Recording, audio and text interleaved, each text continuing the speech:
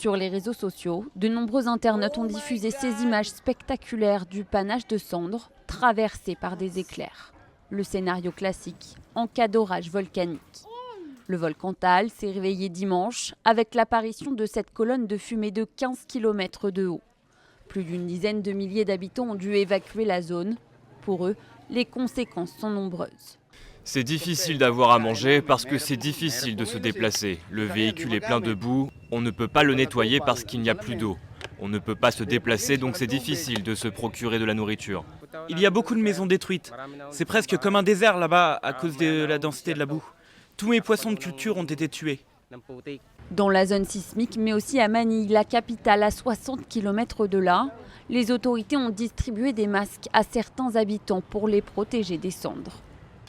Je m'inquiète parce qu'on est déjà malade, surtout mon mari qui a de l'asthme. La chute des cendres affecte notre santé. Je vais rester chez moi et mettre un foulard autour de mon visage. Les masques sont déjà en rupture de stock.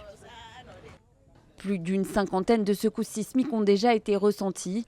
Les autorités redoutent une éruption explosive.